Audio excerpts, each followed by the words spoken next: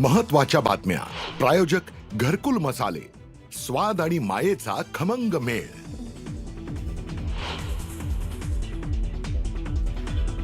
पन्नास टक्क्यांची आरक्षण मर्यादा ओलांडणाऱ्या स्थानिक स्वराज्य संस्थांच्या निवडणुकीवर टांगती तलवार कायम. निवडणूक झाली तरी सर्वोच्च न्यायालयाच्या अंतिम निकालावर भवितव्य अवलंबून. कोर्टाच्या निर्णयानंतर विकेंडला निवडणुकीच्या प्रचाराचा धुरळा. आज आणि उद्या उमेदवारांकडून जोरदार प्रचार. 1 डिसेंबरच्या रात्री 10 पर्यंत उमेदवारांना करता येणार प्रचार.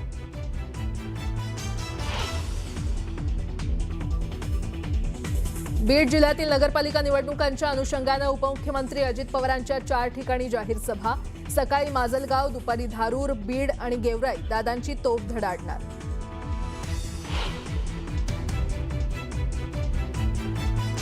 निवडणुकीत पैशांचा नुसता पाऊस नाही तर अतिवृष्टी सुरू. मतांची बोली लावायची बाकी राहिलंय. उद्धव ठाकरेंचा सरकारवर घणाघात.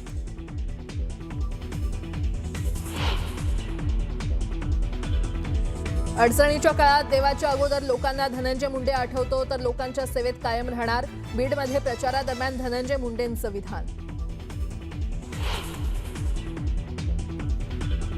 कोकणात राणीबंधूंमधील संघर्ष टोकाला. जे करायचं ते करा, माझे हात स्वच्छ आहेत. नितेश राणेंच्या टीकेवर निलेश राणेंचा पलटवार. पैशानं मत विकत घेणं हा मोठा पराक्रम नाही. जिल्ह्यात एक मोठा कट सुरू आहे. नारायण राणेंची राजकीय कारकीर्द काही जण संपवू पाहतायत. केसरकरांचा मोठा दावा. नांदेडमध्ये पाण्यासाठी दिलेले पैसे खाल्ले. गुलाबराव पाटलांचा अशोक चव्हाणांवर हल्लाबोल.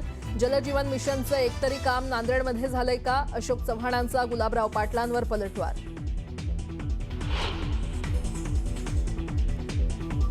गुंड गजामाणे याला विशेष मोक्का न्यायालयाकडून जामीन मंजूर. पुणे महानगरपालिका हद्दीत थांबण्यास गजामाणेला पोलिसांकडून मनाई.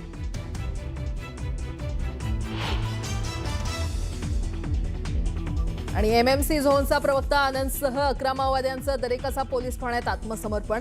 आत्मसमर्पण केलेल्या माओवाद्यांवर होतं 2 कोटींचं बक्षीस.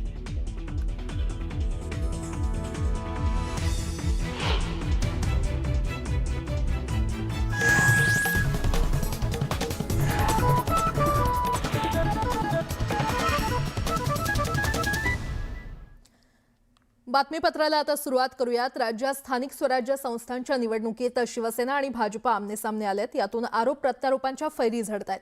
अशातच 2 डिसेंबरपर्यंत युती टिकवायची असं वक्तव्य केलंय आणि त्यामुळे चर्चांना उधाण आलंय. पाहूयात. 2 डिसेंबरला युतीचं काय होणार? 2 तारखेपर्यंत मला युती टिकवायची आहे. 2 तारखेपर्यंत मला युती टिकवायची आहे. भाजप सेना युतीची डेडलाईन संपणार.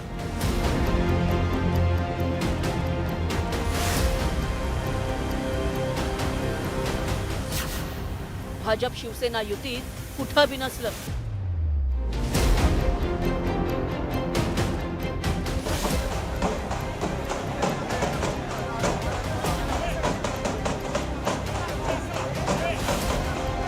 राज्यात स्थानिक स्वराज्य संस्थांच्या निवडणुकीत महायुतीतील मित्रपक्ष असलेल्या शिवसेना आणि भाजपमध्येच कुरघोडीचं राजकारण रंगलंय. मालवणमध्ये तर शिवसेना आमदार निलेश राणेंनी भाजपच्या कार्यकर्त्यांच्या घरी स्टिंग ऑपरेशन करत पैशाच्या बॅगेचा प्रकारच समोर आणला. तर राज्यात अनेक ठिकाणी शिवसेना आणि भाजपचे कार्यकर्ते आमने सामने आले.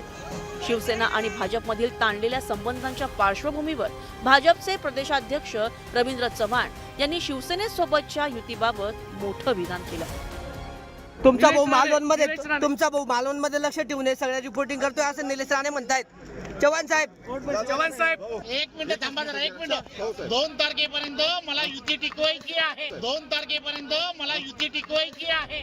रवींद्र चव्हाणांच्या या विधानाबाबत शिवसेनेचे खासदार श्रीकांत शिंदे यांनी दिलेल्या प्रतिक्रियेचीही चर्चा आहे. माहिती नाही ते काय बोलले. मग त्यांना विचारा, त्यांना पुढे पण टिकवायचे का?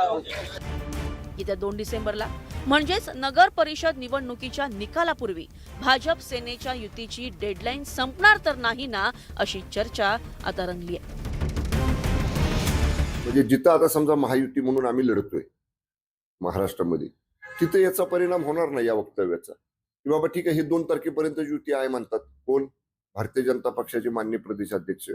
त्यामुळं माझं व्यक्तिगत मत म्हणाल तर निवडणुका चालू असताना, अंतिम टप्प्यात असताना युतीमधल्या जबाबदार पक्षांच्या प्रमुख नेत्यांकडनं अशा प्रकारचं वक्तव्य जर आलं तर निश्चितच मतदारांच्या मध्ये, जनतेमध्ये, लोकांच्या मध्ये एक संभ्रम निर्माण होतो. साहेब, ते त्यांना जाऊन विचारलं पाहिजे. मी तर नाही म्हटलं. त्याचा अर्थ काय होतो ह्याच्यावरून स्पष्ट आहे की चव्हाण साहेबांच्या मनात काय. आता तुम्ही सगळे जाणकार लोक आहात. ही डायरेक्ट धमकी आहे. ही डायरेक्ट धमकी आहे असं मी समजतो. कदाचित त्यांच्या मनात काहीतरी वेगळं असेल, ते काहीतरी वेगळ्या उद्देशाने बोलले असतील, पण ही डायरेक्ट मित्र पक्षांना धमकी आहे. 2 तारखेपर्यंत मला युती टिकवायची आहे. पण हा वाद चिघळल्यानंतर महायुतीत सर्व काही अलबेल नसल्याचं चित्र निर्माण झालंय. त्याचा राजकीय फटका बसण्याची शक्यता लक्षात घेता आता सत्ताधाऱ्यांकडून सारवासारव करण्याचा प्रयत्न केलाय. खरंच राहील का असं तुमचं? नाही, मला असं वाटतं असं काही समजण्याचं कारण नाही. तरी सांगितलं 2 तारखेवर भांडण करू नका, कारण आता आम्ही एकमेकाच्या विरोधात भाषण करणार आहोत, एकमेकाच्या विरोधात आम्ही लढतो आहोत. त्यामुळे त्यांचा म्हणण्याचा अर्थ असा असेल की बाबा 2 तारखेपर्यंत थोडी शांतता ठेवा, इतक्या भानगडी करू नका टोकाच्या, असा त्याचा निश्चित अर्थ असेल. बघा, ही युती बाळासाहेबांनी, अटल बिहारी वाजपेयी, अडवाणी साहेबांनी विचारधारेवर युती झालेली आणि आता आदरणीय देशाचे प्रधानमंत्री नरेंद्र मोदीजींच्या नेतृत्वाखाली हे एनडीएचं सरकार सुरू आहे. त्यामुळे ही आमची युती फार पूर्वीपासून एक विचारधारेवर युती झालेली आहे आणि ही युती कायम राहील. तर विरोधकांनी महायुतीतल्या कुरबुरींवर निशाणा साधलाय. हे पण बऱ्याच ठिकाणी त्यांची युती तुटल्याच जमा आहे. कुठंतरी एखादी सभा जॉईंटली झाली का त्यांची, कुठंतरी एक या टोकाला एक या टोकाला, एकमेकांना तिथले कार्यकर्ते शिवे देतात आणि नेते काय बोलतात, फक्त नाव घ्यायचं बाकी ठेवलं त्यांनी, फडणवीसांनी आणि शिंदे साहेबांनी. बाकी एकमेकांची जी काय कपडे काढायचे त्यांनी काढलेले आहेत. 2 दिसंबर तक हमें युति कायम रखनी है, उसके बाद हम जवाब देंगे. क्या मतलब यूज एंड थ्रो? अभी वो थ्रो करेंगे तो कितने दूर तक जाएगा पता नहीं. राज्यात महायुती सरकार असलं तरी नगर परिषद आणि नगर पंचायत निवडणुकीच्या निमित्तानं या सत्तेतील शिवसेना आणि भाजपमध्येच आरोप प्रत्यारोपांच्या फैरी झडतायत.